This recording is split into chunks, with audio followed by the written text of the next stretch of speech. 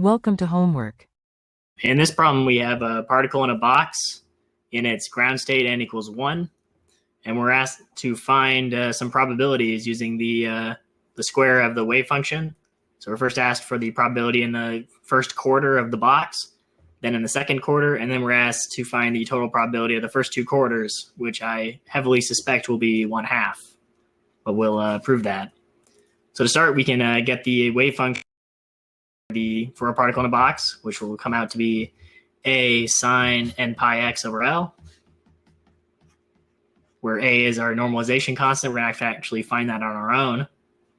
So to start out, we can get the square of the wave function, because this is going to give us our probabilities, or probability density rather. So we have a squared sine squared n pi over x, n pi x over L rather, where n is equal to 1, we'll be left with just pi x over L. So to start, we need to get this normalization constant. We can do that by integrating over the entire space, setting and having it equal to 1, because the probability over the entire space has to be equal to 1. That's a good sanity check. So integrating from 0 to L of a sine squared, or a squared sine squared pi x over L in x, set equal to 1. We're going to have to do an integration by parts, so we'll need a little bit more space.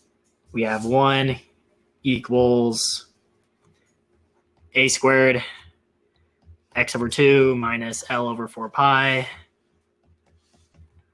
sine of 2 pi x over L, with our bounds from 0 to L in this case,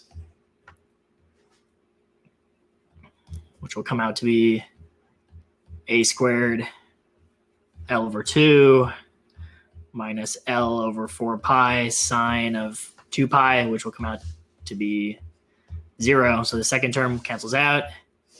We're just left with a squared L over 2 equals 1. Thus, our normalization constant is going to be root 2 over L.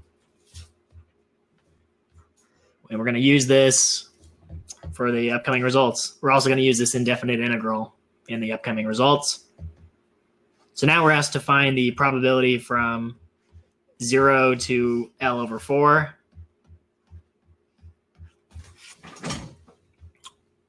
Same integral, just this time we're going from 0 to L over 4. So it's just a change of bounds, and we can put in our constant now, 2 over L.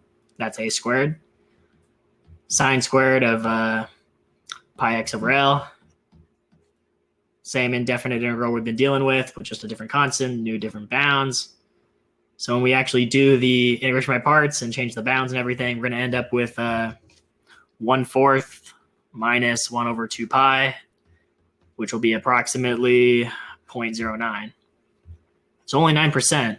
The probability of finding this particle in this first quarter is going to only be 9%. We repeat this process for 1/4 to 1/2, we're going to get a considerably larger value. So I'll just write it out, the integral.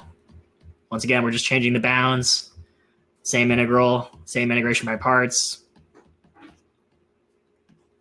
And in this case, we're going to end up with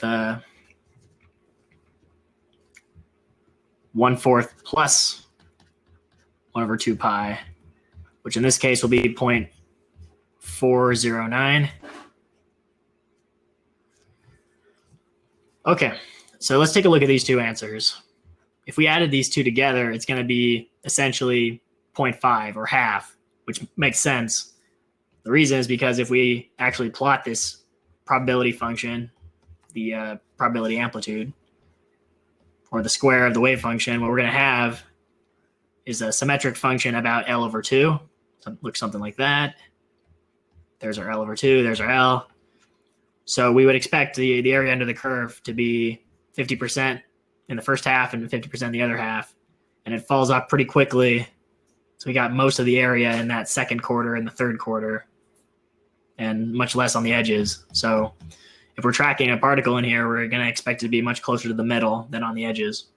And that's really the interpretation that's important for this problem. Another thing worth noting is that this is only for the ground state. As we go up into higher energy states, the behavior will be a little bit more interesting. But for this case, it's just centered around the middle. And that's it.